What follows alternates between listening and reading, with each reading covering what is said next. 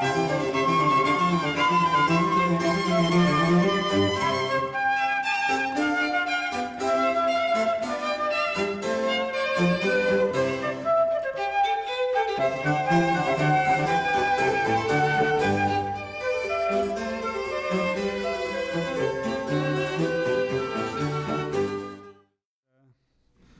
Vamiré Chacon, título Kierkegaard, Unamuno e Ortega y Gasset. Vamiré Chacon é bacharel pela Faculdade de Direito do Recife, Universidade Federal de Pernambuco. Doutor pela mesma faculdade e também pela Universidade de München. Pós-doutoramento pela Universidade de Chicago, bacharel e licenciado em Letras pela Universidade Católica de Pernambuco. Professor assistente, adjunto e titular da Faculdade de Direito do Recife e de Ciência Política na Universidade de Brasília. Professor emérito também pela Universidade de Brasília. Professor visitante nas diversas universidades alemãs, Estados Unidos, França e Portugal. Colaborador do Diário Pernambuco, Correio Brasiliense, dos Diários Associados e da Folha de São Paulo durante muitos anos, décadas. Autor de diversos livros, entre os quais História das Ideias Socialistas do Brasil, História dos Partidos Políticos Brasileiros, Gilberto Freire, uma biografia intelectual, A Grande Ibéria e outros livros que não estão aqui citados, sobre protestos meus, como O Poço do Calabouço, um livro de memórias e de combate de ideias, desenvolvido por Vamiré, e também a coleção das obras de Tobias Barreto, numa edição absolutamente importante, primorosa, dessa situação extraordinária de um pensamento brasileiro, mas com grandes pontes no século XIX com a Europa, com pontes consistentes, que deixaram, sobretudo na área de direito e da filosofia, algumas consequências importantes. Está na bela edição organizada também por Vamiré Chacon, a quem agradeço e passo a palavra. Muito obrigado, Vamiré.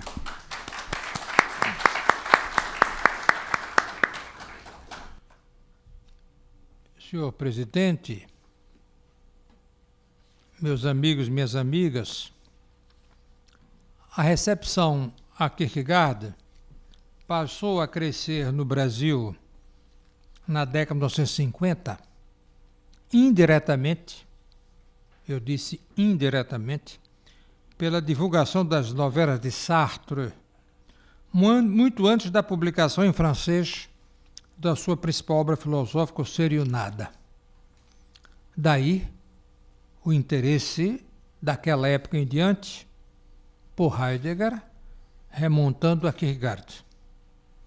Contudo, Kierkegaard já era conhecido na Espanha, e de lá a América hispânica ilusa pelos leitores de Miguel de Unamuno e Ortega y Gasset. O primeiro, Unamuno, primeiro no sentido apenas cronológico, por sua grande convergência e confessada inspiração kierkegaardiana, entre outras fontes suas. E o segundo, também cronológico, Ortega, ao discordar mais que concordar com Kierkegaard. Unamuno confessa no ensaio Ibsen e Kierkegaard, escrito em 1907, haver descoberto os dois através da leitura de Brandes, pioneiro revelador de ambos e outros escandinavos ao mundo.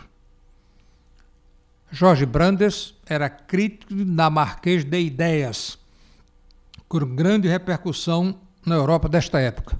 Foi inclusive quem descobriu e revelou Nietzsche, ainda em vida do próprio Nietzsche.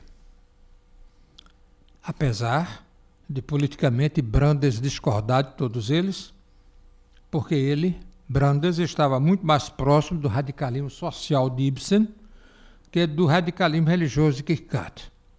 São pelo menos 3 grandes personalidades da cultura ocidental revelados por Brandes.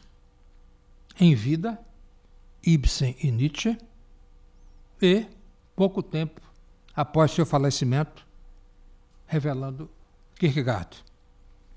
Qual foi o caminho de Unamuno para chegar lá?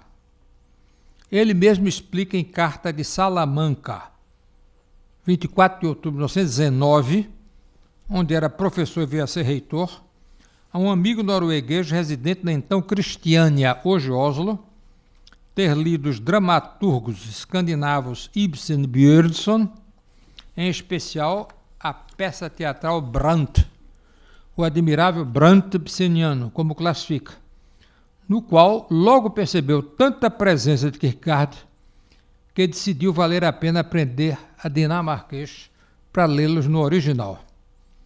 Ainda hoje é raro alguém aprender dinamarquês com objetivos apenas literários e filosóficos. Após uma feliz estadia lá como embaixador. Nem todos têm essa oportunidade. A marca kierkegaardiana predomina no Unamuno principalmente do sentimento trágico da vida e a agonia do cristianismo, onde cita explicitamente Kierkegaard, inclusive em dinamarquês. No tudo ou nada existencial entre Kierkegaard e Nietzsche, Unamuno opta pelo tudo em Kierkegaard e não pelo nada em Nietzsche. Como se vê literalmente no artigo de Unamuno, Ibsen e Kierkegaard, aqui já citado, de 1907. Todavia, fiel à sua origem católica castiça ibérica, Unamuno faz sempre questão de frisar, desde a sua adesão a Kierkegaard, ou mesmo antes, que permanecia fiel aos mais radicais místicos São João da Cruz e Santa Teresa d'Ávila. Unamuno sabe que não pode ter fé de carvoeiro, que é, de certo modo, que Kierkegaard exigia dos cristãos. A angústia da dúvida se tem fé suficiente já está em Lutero e em outros crentes. Vários apontaram as convergências de Dostoiévski e Kierkegaard na centralidade da culpa e da redenção do problema humano. Em Unamuno não é esta a centralidade, e sim a angústia e tragédia por não conseguir resolvê-las pelo fideísmo de São Paulo, nas Epístolas Romanos, é endossada plenamente por Lutero. Para Unamuno, a culpa e a redenção só podem ser superados pelo misticismo radical, levado ibericamente às últimas consequências por São João da Cruz, Santa Teresa d'Ávila e alguns poucos que ele também acrescenta, mas sobretudo estes. Muitos poemas de Unamuno testemunham este seu fundamental dilema. Um deles, por exemplo, entre outros, intitulado Incredulidade e Fé, onde ele, em última instância, adere a Tertuliano, credo quia absurdum. Creio nos evangelhos simplesmente porque são absurdos. E, portanto, só posso aceitá-los a um nível acima do racional e da própria fé. Porque é muito difícil ter fé no absurdo e ainda menos acreditar nele. Kierkegaard também é considerado um dos inovadores do estilo literário do ensaio no seu idioma natal, tão polêmico quanto o Unamuno. Ao nível filosófico, em fundamental diferença existencial. A angústia de Unamuno é até carnal, a de Kierkegaard mais emocional, entrecruzando-se no Pascal explícito em Unamuno e implícito em Kierkegaard. Também os filósofos não costumam citar suas fontes. E é muito provável, pelo nível de citações e de concordâncias, que Kierkegaard tenha lido Pascal. O número de coincidências é tão grande que deixa de ser coincidência e passa a ser convergências. Mas não exageremos a escandinavidade de Kierkegaard e a iberidade de Unamuno. Ambos tinham passado pela disciplina metodológica da filosofia. Kierkegaard foi aluno de Schelling, na Universidade de Berlim, contra o qual veio a se posicionar discordando das suas metamorfoses, do inicial racionalismo kantiano de Schelling ao seu esteticismo, simbologia e finais mitofanias. Dimensões absolutamente incompreensíveis e totalmente repudiáveis, tanto por Unamuno quanto por Kierkegaard. É preciso relembrar que a influência principal filosófica na época era de Nietzsche.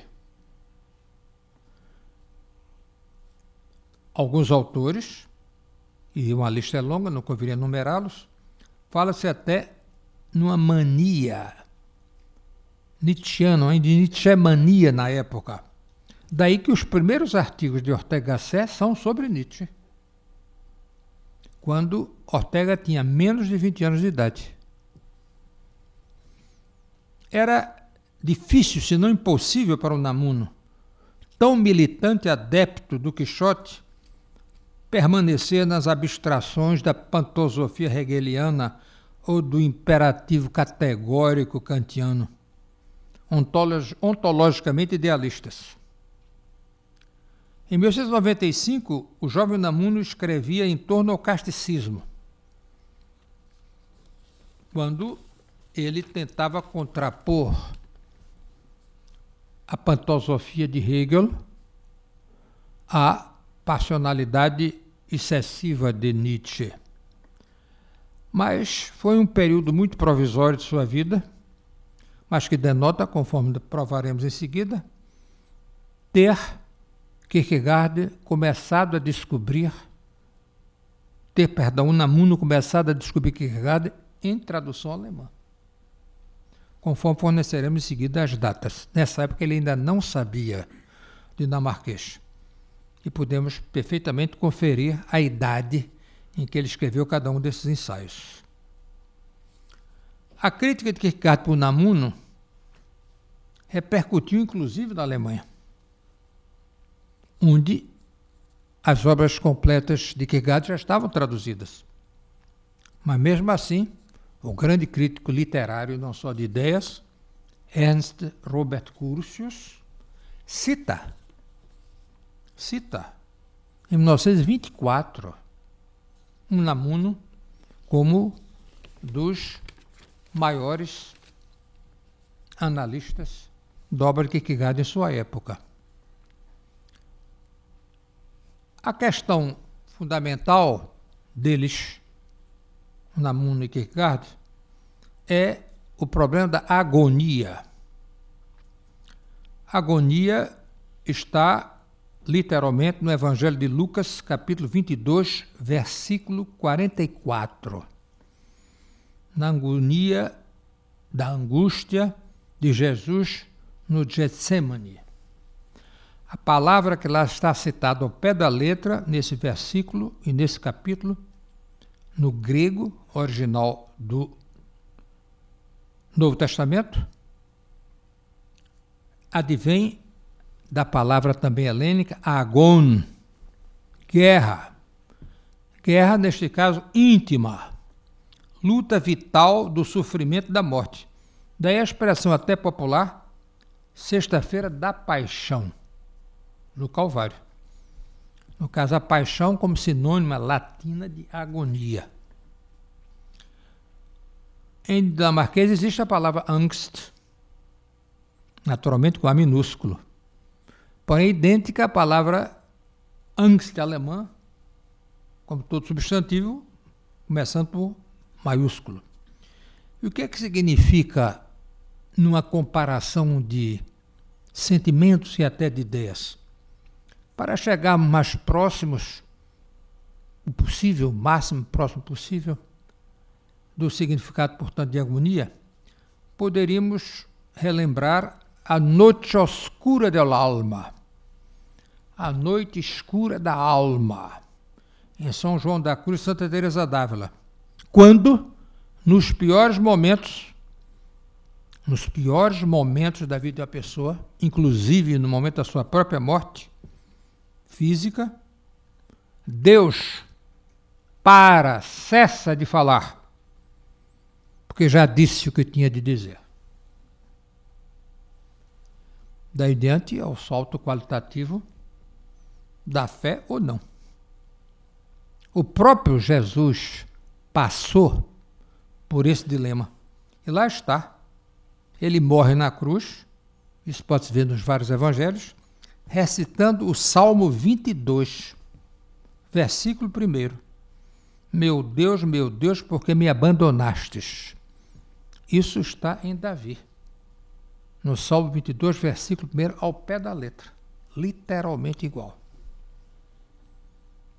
É o que o grande pensador judaico, Martin Buber, definia como o eclipse do Deus absconditus, o Dieu caché, o Deus oculto de Pascal, que pode negar a revelar-se até no pior e último momento da morte de alguém, mergulhando na noite oscura da alma. Como dizia, não se trata de dramaticidade, trata-se de algo muito mais profundo, mais intrínseco, porque não existe momento mais decisivo na vida de alguém igual ao nascimento ou à morte, dois atos radicalmente solitários, né? Portanto, Unamuno tinha uma repulsa física à metafísica.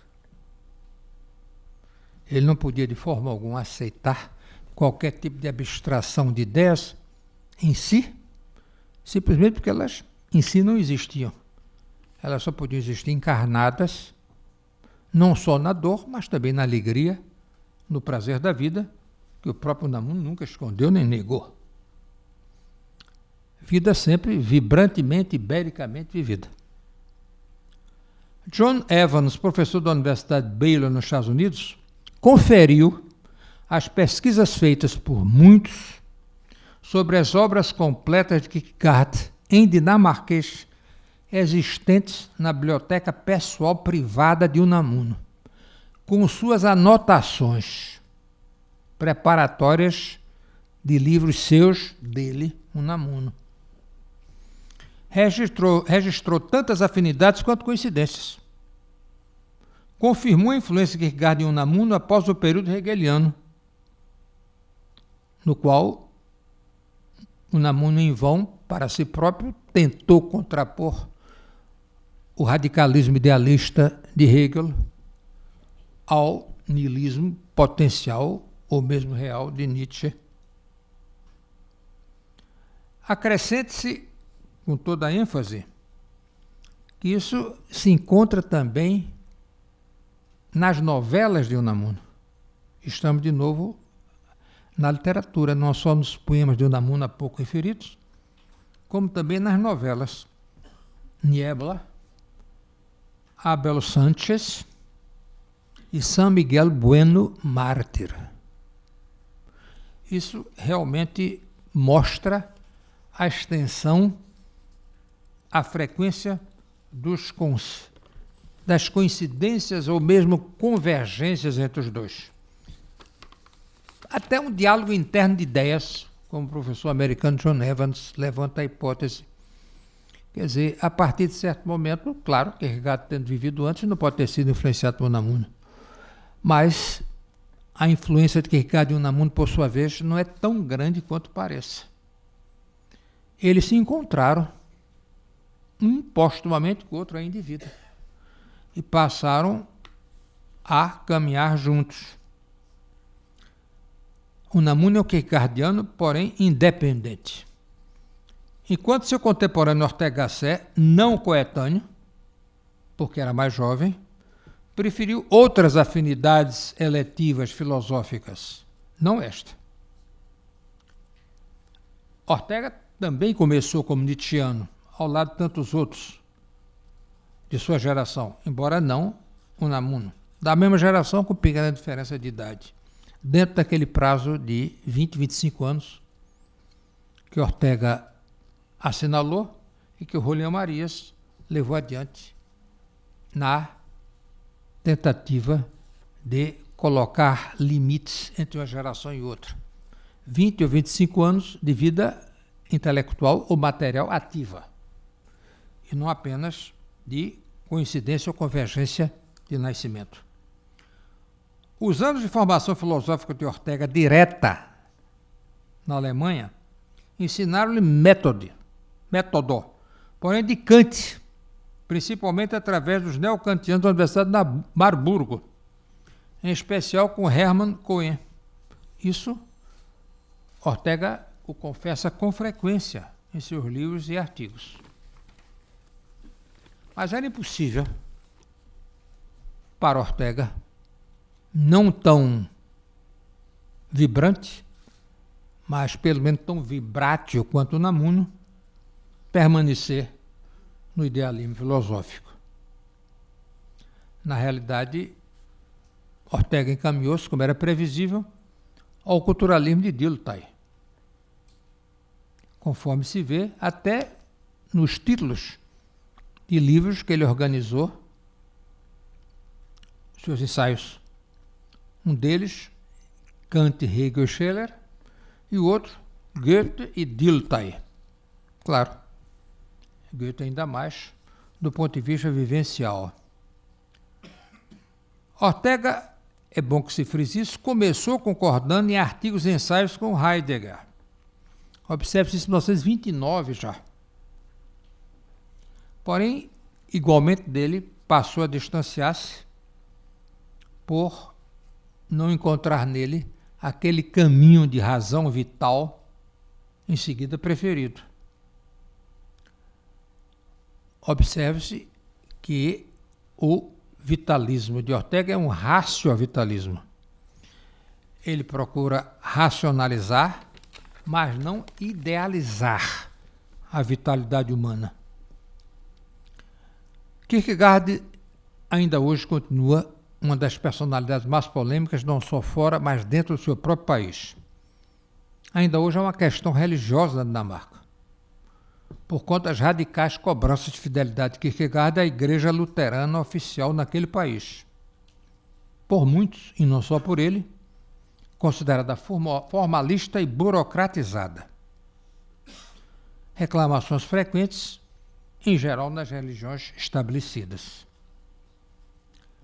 Na sua polêmica religiosa, Kierkegaard responsabilizou pessoalmente o bispo luterano primário de Copenhague, Jacob Peter Münster, doutor em teologia, ainda hoje ali muito admirado por sua erudição, declarando-o, porém, medíocre na compreensão do drama humano e servil diante dos humanos e poderosos. É interessante porque, ao lado da Catedral Luterana de Copenhague, lá está uma estátua de grande porte em bronze do bispo Münster. Eu fui olhar a data, foi inaugurada no século XX.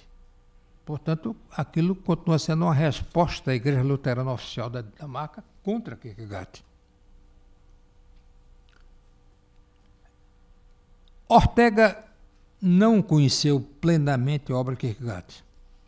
Ele cita apenas uma antologia, aliás, excelente, de 600 páginas, comentada por Jean Wahl, sob o título de Estudos Kierkegaardianos.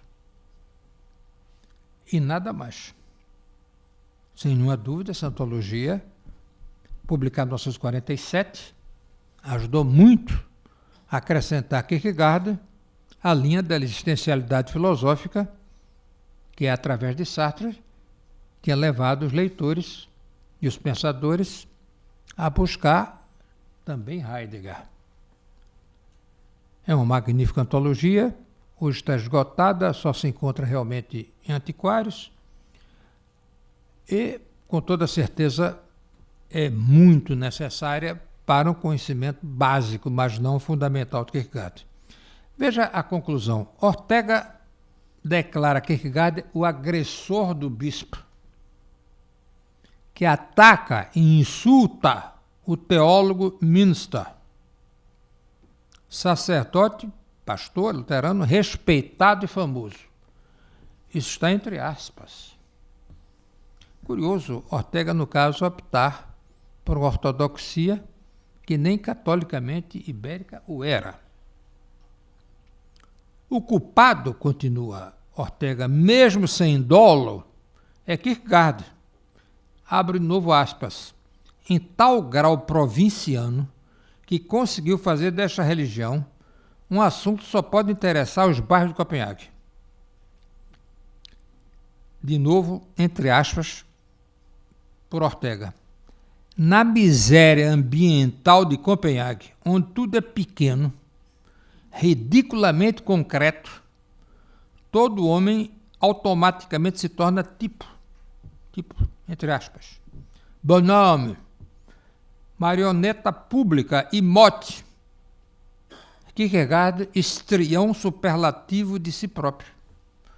Marionete de Hegel. Quer representar o anti-Hegel, necessita dar e dar-se o espetáculo de si próprio e parecer um grande tipo.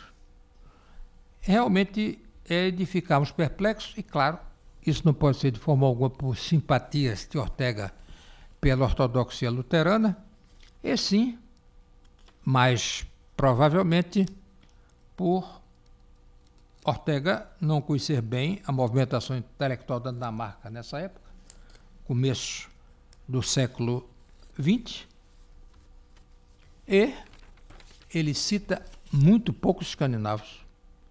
Nas suas obras completas, vê-se no índice onomástico, ele cita Ibsen 2 vezes.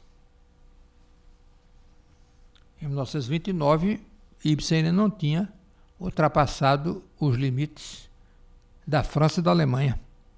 Ibsen autoexilou-se por incompreensões da Noruega e da Dinamarca, na Alemanha, sobretudo em Munique, durante 19 anos.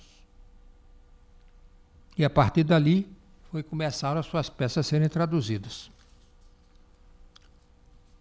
E tem outra implicação muito séria. Ortega tinha uma formação filosófica neocantiana, por seus mestres da Universidade de Marburgo, conforme disse há pouco, sobretudo, confessadamente, Hermann Cohen.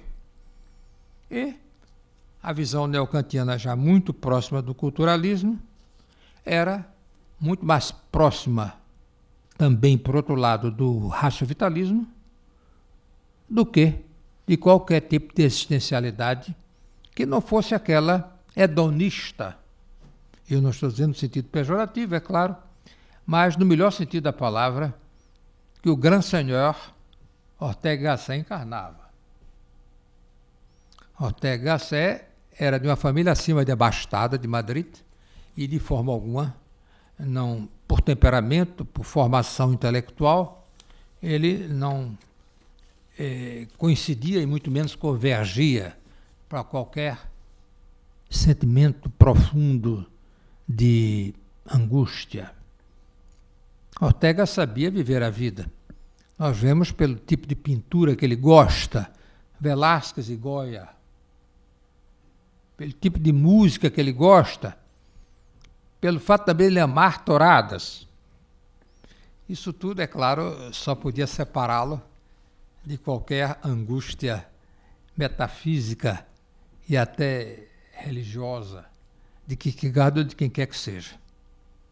Agora é curioso, novamente, observar datas. Eu, como sou propriamente um historiador de ideias e não um filósofo, preste atenção a esses detalhes, para mim mais do que pormenores. Quando Ortega era estudante na Universidade de Marburgo, na mesma época, 2 professores, Bultmann, em teologia, e Heidegger, na filosofia, começavam a dar maior repercussão à obra de Kierkegaard, que tinha tido a tradução de suas obras completas em princípio do século, portanto, uns 15 anos antes, porém de escassa repercussão. Na mesma década, porém um pouco antes, 1925, do sentimento trágico da vida e agonia do cristianismo de Unamuno, apareceram em tradução alemã antes da tradução em castelhano.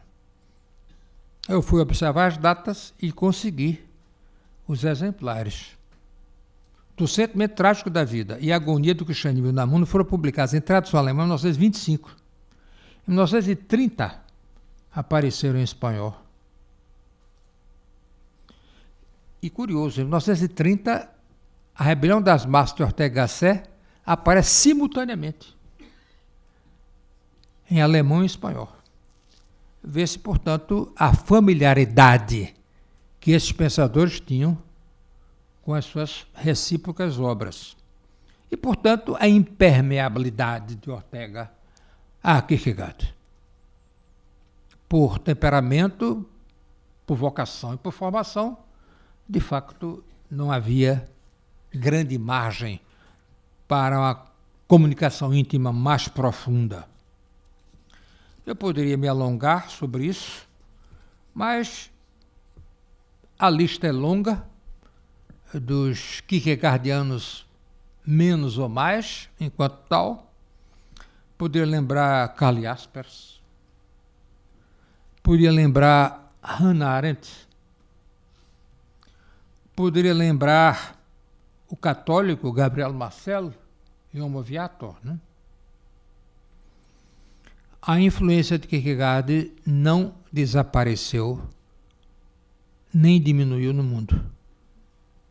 Às vezes pode ter tido um eclipse, como Buber aplicava ao próprio Deus, mas tem retornado desde as traduções no início do século XX, 1910, com frequência e com renitência, demonstrando, portanto, um grau de permanência dessa presença. Este bicentenário será a oportunidade de mais uma vez demonstrá-lo. E aí chegamos ao Brasil. Eu desconfiei e fui em busca das fontes. De facto, há, mais do que afinidades, há mesmo influências de Kierkegaard em Jackson de Figueiredo. Essa minha desconfiança foi confirmada por um prefácio de Barreto Filho, a correspondência de Jackson de Figueiredo. Barreto Filho, em 1938, fala sobre isso. E não só afinidades de Jackson com Dostoiévski, que ele, Jackson, confessa e até enfatiza, porém com Kierkegaard. De novo eu retomo o ponto de partida. Os próprios filósofos, e não só os ficcionistas ou poetas, costumam citar as fontes de suas leituras. Então, do ponto de vista de não só conceitos, mas até expressões verbais, vê-se que além de Pascal, tema de um livro inteiro de Jackson, falecido muito cedo e mal conhecido por conta de suas posições políticas, já naquele tempo consideradas conservadoras, ele mesmo as declarava reacionárias. O Jackson filosófico ficou incompleto, parte do próprio autor, e, por consequência, sem grande margem de autodefesa, uma vez, repito, que ele não concluiu sua obra, facilmente alvejável pelos adversários, que se concentra no lado político, no qual o próprio Jackson havia se concentrado. É claro que Alceu Moroso Lima, em outro prefácio, refere também influências de Leon Blois e Georges Bernanos em Jackson de Figueiredo. Porém, da minha parte, eu acredito que ninguém tinha observado ainda essa influência de Kierkegaard em Otávio de Faria. Quer dizer, o tema explícito e reincidente de culpa e redenção. Essa dialética culpa-redenção, esse binário culpa-redenção, permeia todos os romances de Otávio Faria. E até contos. Ele não escreveu provavelmente contos, novelas, romances mais curtos, né?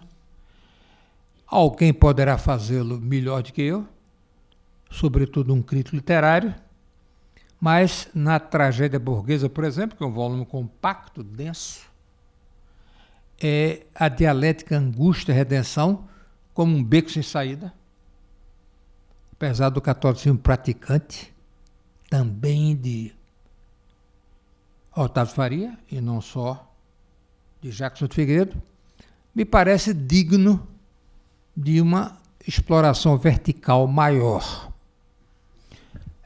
Otávio Faria viveu mais, chegou a esta academia em 1972, saudado por Adonias Filho, e aqui permaneceu 8 anos, falecendo em 1980.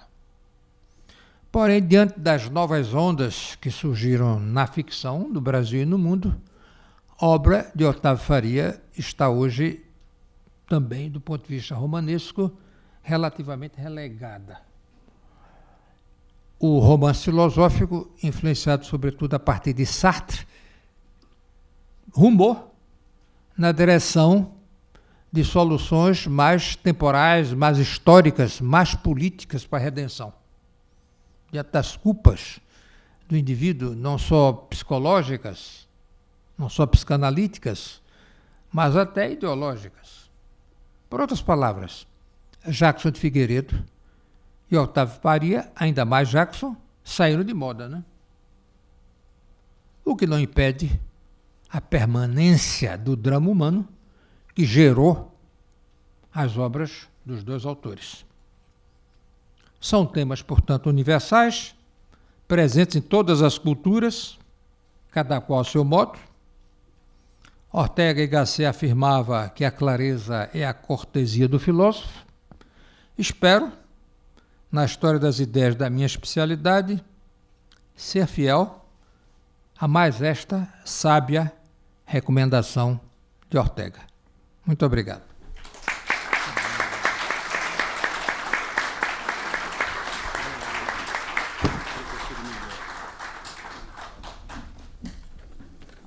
A bela apresentação de Vanmires Chacon fecha o ciclo, mas naturalmente algumas características e a riqueza de abordagens por ele aqui trazidas não me permitem silenciar e não fazer alguns comentários que julgo importantes para sublinhar, sobretudo nesses últimos aspectos, concordando-se ou não diretamente com eles, mas às vezes corremos o risco de fazer um cânone muito estreito e muito a priorístico dos elementos literários da história da literatura brasileira. Essa volta, por exemplo, a Jackson, de um ponto de vista cuidadoso, sem lentes de pré-julgamento, e dentro de uma perspectiva mais dostoiévskiana e kierkegaardiana, por exemplo, de fato me parece um elemento muito rico da exposição, mesmo porque o pensamento, por assim dizer, conservador no Brasil merece ser estudado por todas as razões possíveis e por todos os acertos e desacertos que tenham levado a acontecer. Mas a ideia, sobretudo, da incompletude de Jackson, por razões óbvias, né? Levado no dorso da onda da vida, anos. 36 anos, né? Nesse grande oceano, né? Em que, segundo alguns, havia tido mesmo a previsão, né? Da sua morte. Isso parece muito interessante, porque, para além de Jackson e do pensamento conservador brasileiro, daí se atingem outras perspectivas a partir dessa atitude muito cuidadosa. Muito rica, certamente, a primeira parte, não é? A distinção, sobretudo, daquilo que é curioso entre o Unamuno e o pensamento nórdico, por assim dizer, por onde você começou um pouco a fazer as suas referências, é que um teólogo dizia muito complexo isso de que não exista na fé luterana, por exemplo, a dimensão mística.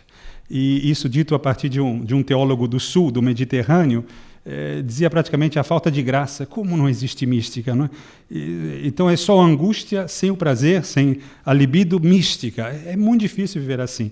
E, claro, né, você lembrou mesmo San Juan de la Cruz, né, em termos da noite escura, a densíssima noite escura, mas, ao mesmo tempo, o cântico espiritual, em que os abismos também não são preenchidos e se mostram como um grande desafio dessa mística, que não deixa, de algum modo, de ser uma compensação de uma angústia em que há um conhecimento a mais.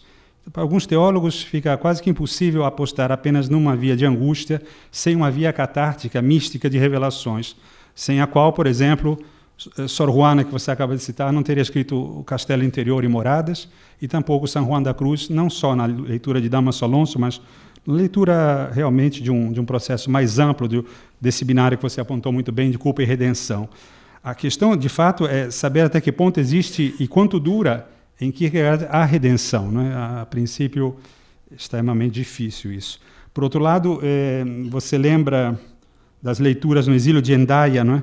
E nas perspectivas dessa lembrança, né? dessa situação também terrível que, para outras religiões como o islamismo, parece absurdo e, se não mentiroso, o islamismo tradicional da Universidade do Cairo, de Al-Azhar, que até os anos 90 dizia que a Terra não estava no centro do universo, enfim, mas sem diminuir, porém. Dizia que era um absurdo. Como poderia ter morrido o Deus na cruz? Como isso podia ter acontecido? Era um escândalo não só para os romanos, mas também era um escândalo, é ainda um escândalo para muitos teólogos muçulmanos um pouco mais radicais, que acham que isso foi um desvio, isso não pode ter acontecido. No entanto, antes mesmo do pensamento filósofo dinamarquês, mas na tradição alemã, muito bem lembrada aqui, e também por Rouanet, em relação a uma teologia positiva que cresce sobre o mal. Então, por exemplo, uma teologia da morte de Deus, como fizeram americanos como Harvey Cox, por exemplo. Uma teologia quebrada, como é a proposta de Paul Ricoeur, dentro de uma questão hermenêutica, mas trazendo para a teologia, onde ele diz que o problema do mal só pode ser visto fora de uma linha sistêmica, porque do jeito que o cristianismo trata do mal, não há possibilidade dele existir e tampouco de resolver esse debate dramático, o papel do mal. Eli, né, você lembrava isso, Lema Sabachthani, né, o abandono de Deus. E toda uma perspectiva que vai de uma teologia extremamente radical, de que Deus efetivamente morreu na cruz, era Deus, morreu na cruz. E por que morreu? Para dar espaço aos homens, porque não podia mais haver tanto Deus para uma humanidade cada vez mais diminuída por causa de um grande sujeito, o super sujeito que é Deus, e as subjetividades que dependem dele e, portanto, esse grau de dependência devia desaparecer. E aí você lembra também Niebla, Eduardo Portela, numa bela apresentação assim com Nélida, em relação ao Unamuno, explicaram bem esses aspectos absolutamente importantes, sublimes, complexos, né?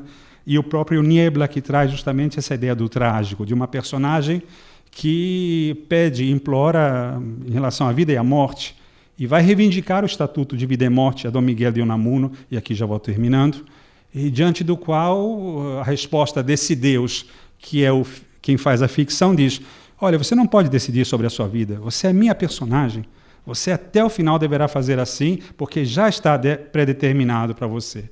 E foi bonito esse encontro, essa amizade, de quando eles se encontraram no tempo Aion, tanto o Unamuno quanto o Kierkegaard, porque, na verdade, traz uma ideia importantíssima de uma espécie de vácuo, visto de uma forma muito sofrida e, ao mesmo tempo, sublime, pelos filósofos luteranos. Você acabou de citar Bultmann, mas também por Buber, nesse eclipsamento que está entre diversas partes e cartas, e também no Eu Tu.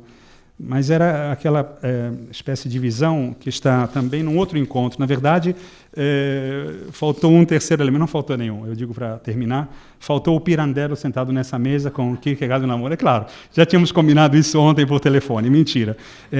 Mas é um fato importante, porque essas influências e contra-influências não se explicam muito bem, temos repetido isso aqui algumas vezes, quem veio antes, quem veio depois, mas na verdade todos vieram ao mesmo tempo, em relação à dependência do pensamento de um ou de outro. Mas Kierkegaard já apontava para um vazio, para uma espécie de dimensão do vazio, em alguns momentos da sua obra, que recebe uma crítica duríssima, numa perspectiva contrária à escolástica, no outro caso, mas que dá bem a ideia da força de Unamuno em relação à abstração, onde ele bate violentamente com a escolástica e com o abstracionismo. Mas o terceiro elemento é Pirandello, porque ele também descobriu um vazio, e, para terminar, ele dizia justamente isso, que a diferença entre as marionetes, que você acabou de lembrar na crítica e na lição também de Jean Val, lido por Ortega y Gasset, mas a diferença que entre Shakespeare e Orestes, qual é? A diferença é muito simples, diz Pirandello. Você está num teatro de marionetes, E quando você olha para o céu para dizer o que quer que seja, as marionetes de Orestes viam o céu completo, mas as de Shakespeare descobrem que há um buraco no céu de papelão. Esse buraco e esse vazio que praticamente não entra para um cristianismo ou para todas as teologias e filosofias triunfantes. E era por isso que muitos teólogos e filósofos hoje não dispensam a leitura de Nietzsche para robustecimento das próprias categorias teológicas que dependem da filosofia. Esse é um ponto importante para que não se façam maniqueísmos extensivos. Não houve nenhum maniqueísmo. A palestra de Vamiré não espanta pelo brilhantismo, pela argúcia, pela seriedade e humildade, sem pesos e medidas excessivas. Agradecendo mais uma vez a Vamiré e ao público, preciso dar alguns avisos. A próxima conferência, 2 de abril, terça-feira, é uma outra ótima, chamada Entre a Gramática e a Linguística, coordenada por Evanildo Bechara. A conferencista será Maria Helena de Moura Neves e o título é A Linguística na Gramática. Próximo evento, 4 de abril, quinta, 18 horas, série Música de Câmara da BL, Grupo Diálogos, músicas francesas do século XVIII e modinhas, Paloma Lima, soprano, Eduardo Antonello, cravo, Roger Lagre, violino, Cristina Agustin, viola da gamba, Alain Pierre, arquialaúde. Muito obrigado, boa noite.